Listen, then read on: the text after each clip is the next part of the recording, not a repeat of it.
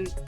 Today we have Alex Gray from Canada, who is gonna give us the latest on NFT projects, what he's been up to. He got some exciting news. That blue boy on the back is one of his latest accomplishments. And Alex, the mic is all yours. Yeah, man. Well, it's been a minute, right? Because we had some holidays behind us, so hope everyone enjoyed them and had a chance to simmer down and maybe poke their noses around NFT research, investing possibilities, opening your mind. Because I'll tell you, every week I go to do some research, there's always something so exciting about this space, about how it's going to be utilized, about how we can invest in it, capitalize, etc. And it was an exciting time. If you look back over the last couple months, you'll see that there's just so much volume that got injected into the market, like huge amounts. New money, particularly coming in. People searching for NFTs on Google. Actually, if you go to Google Trends and you search for NFTs and you put it together with crypto, don't do that right now, do it later. You'll see that the trend actually, they're right next to each other, that the NFT came right up to where crypto is right now. And that's incredible because, you know, NFTs are relatively a newer way of investing in the blockchain system. So it's exciting to see that development, that interest. You know, I think the number was $3 billion worth of NFTs were transacted on OpenSea in the month of November. And it still didn't reach the highest point that we had in August. So to get back to that level is exciting. It definitely gets people talking about it and gets people wanting to learn more about NFT investing. I also, here's another interesting statistic. We hit almost a million people who have purchased at least one NFT. This doesn't sound like a lot, does it? We are early, but that's what the numbers say. Just about a million people are doing this. So the volume is up, the number of people are up. Is it a temporary thing just because Ethereum was down? Time will tell. There's not enough data, not enough time has passed. But we could definitely see the trend with Ethereum that, you know, when Ethereum prices decrease, like we've been seeing, right? The Ethereum price can be justified a little bit higher. The price of NFTs is in Ethereum, so that price can go up. And Dante and we were talking about that earlier, right? Is that, you know, the Ethereum price may actually come down as Ethereum's price goes up, okay? Because people put that still in their minds a dollar value. They're putting that in a dollar value in fiat, right? So what's interesting is that number, the fiat number that people have in their minds, okay, goes up when projects release that are exciting. And that to me is exciting, especially when you see celebrities jumping in, right? We're talking about this project. We'll talk about this bad boy in a minute, but when we talk about celebrities who are jumping into projects and getting involved in NFTs, Snoop Dogg, Eminem, all those big famous influencers, they are all buying up NFTs in some way.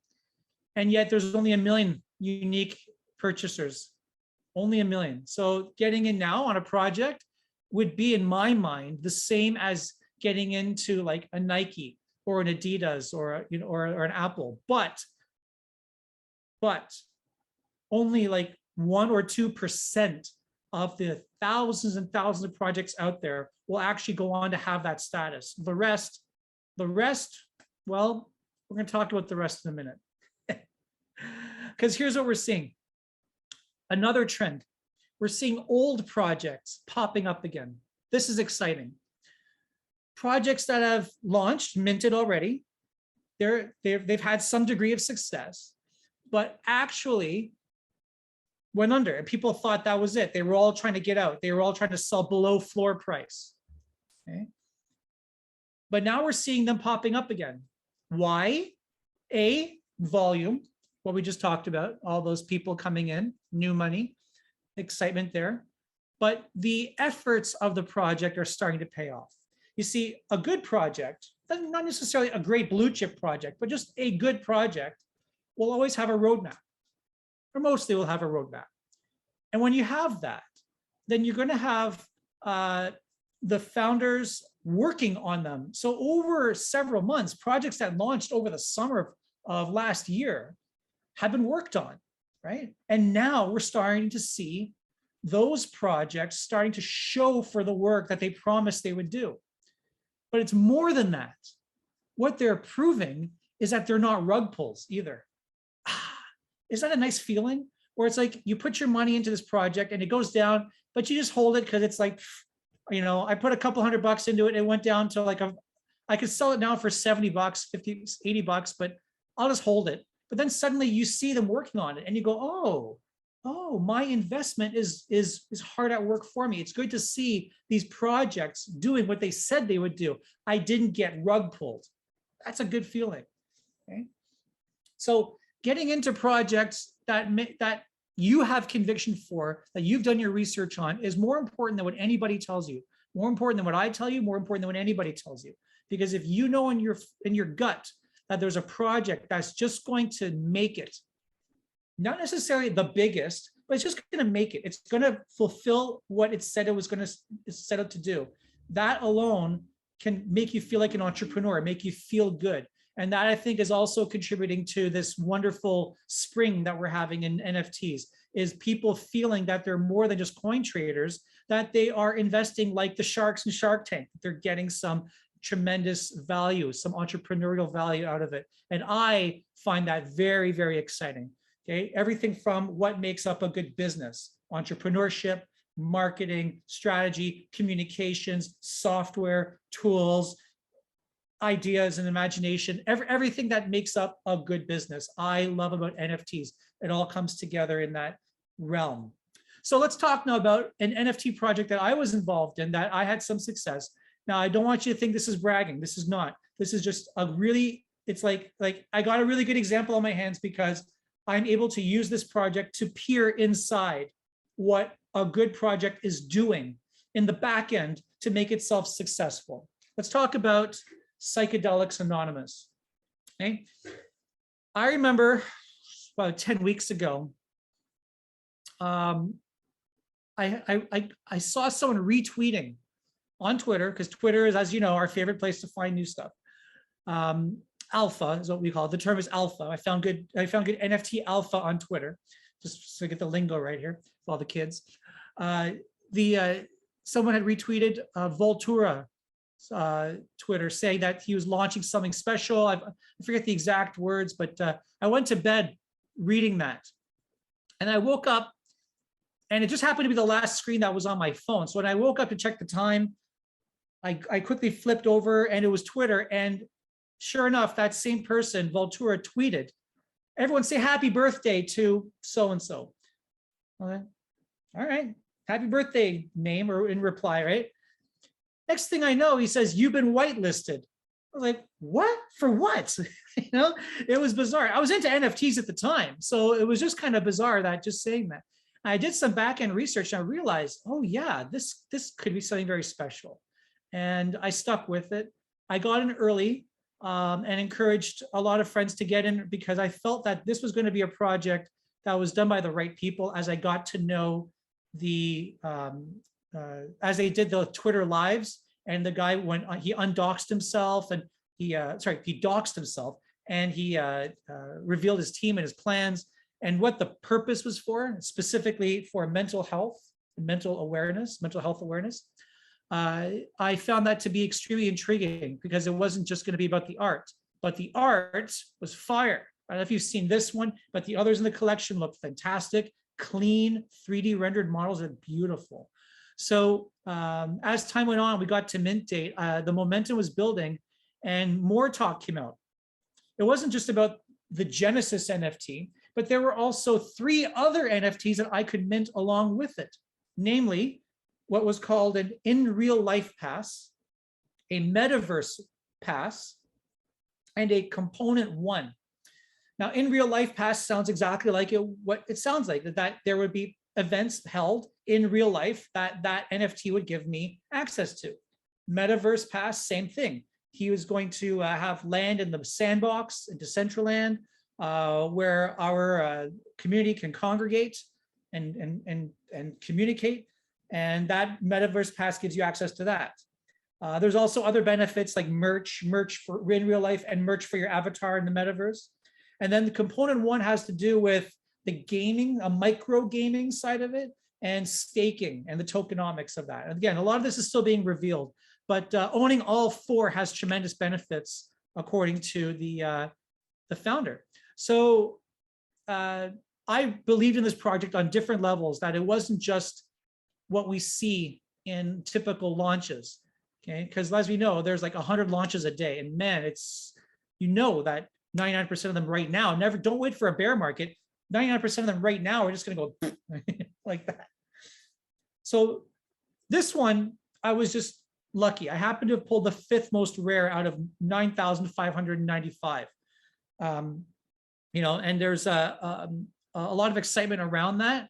But what's more important than what I got out of it in monetary, because I haven't realized that gain yet, because I'm going to hold this for a long run, is just seeing in the back end how they're managing the group, the Twitter community, the Discord, all of that together. I'm learning. So being involved in the community, hands-on, commenting in the Discord, following each other on Twitter and building our profiles has given me a launch pad to grow my own personal persona in Twitter and bring that back into the projects that I'm working on, like Metaverse Art Dealers and all that great stuff. So getting involved in the community is so much more than the monetary investment, although that is the big one, obviously. That's something Gary Vaynerchuk was mentioning the other day, is yeah, community is great and all, but like, you're in it for the money. You know, you got to be real.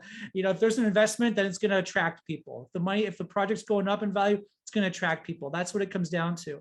But along the way, don't discount the benefits of being part of self-development, of being an entrepreneur and learning, because you may want to do one of these projects yourself one day. It'll protect you in future when someone makes a promise and you know what that promise actually means. Very, very important. Okay.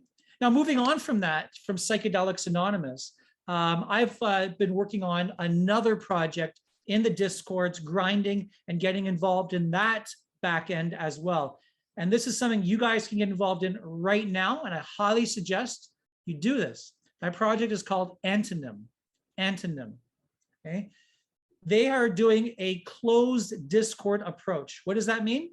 That means you follow their Twitter, and they only open the Discord from time to time. So like it's been, I think, every few days since I joined.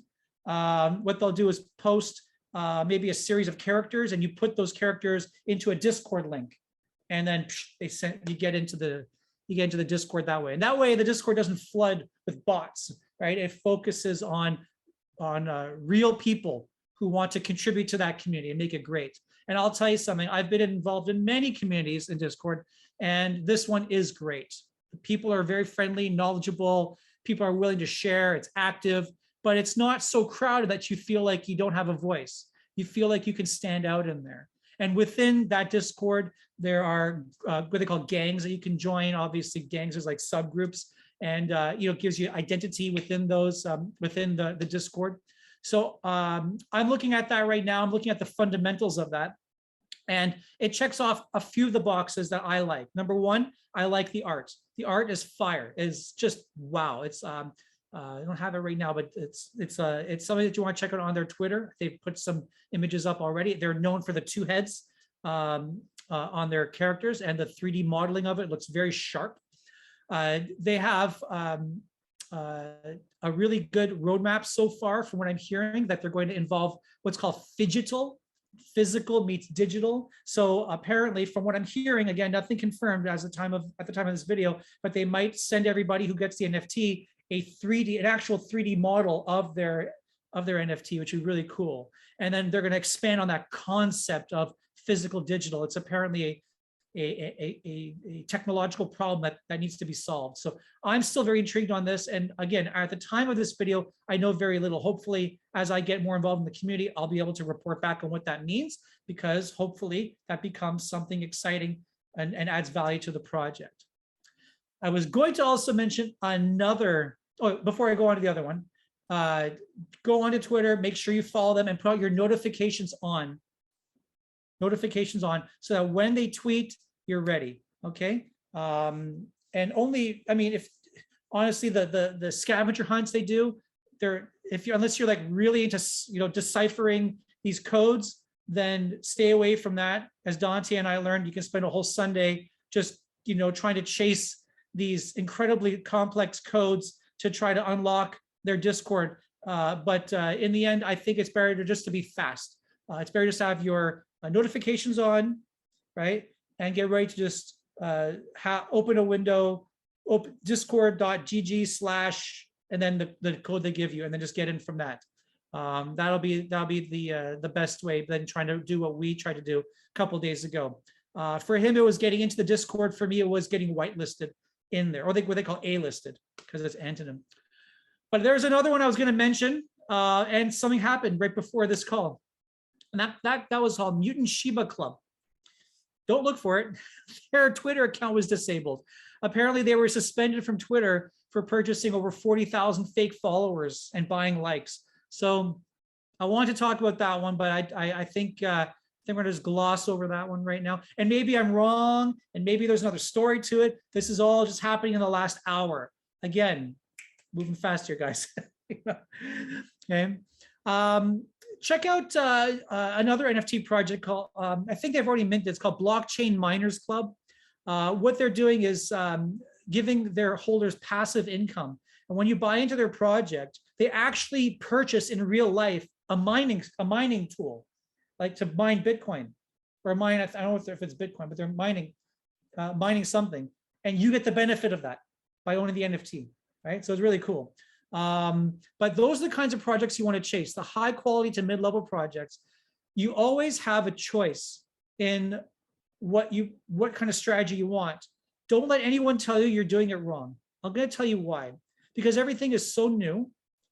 Okay? Everybody has a day job or another career, or they might be doing NFTs full time. So you want to get into the things that you feel comfortable doing, and you will be successful based on the effort you put into it, based on the time you put into it, okay? And I would say that, just like real estate investing, you can buy a property, you can buy an NFT just to flip, okay? You can buy an NFT as like a blue chip NFT and say, this is gonna become like this, and it's gonna be something I'll hold for a long time. And as the brand grows, so does the value of my NFT, okay? And so that would be a long-term strategy. There's no wrong answer. Okay, you know what you need to do, and the key is to be involved. Get involved. And I've done some videos before on the tools that I use, and we can dive into it again. And the good news is, because the market is so new, I will always have something new to tell you. There will always be a new tool, a new website, a new project. That's what makes this exciting. And that's what makes these updates that we're doing here weekly so exciting, because I will always come back to you waiting, saying, I got something. But looking forward into 2022, guys, I am seeing a year of tremendous development with or without the bull and bear markets. Just NFTs as a category alone is so exciting. What do we have around the corner, guys? We have Coinbase NFT market launching. How massive is that?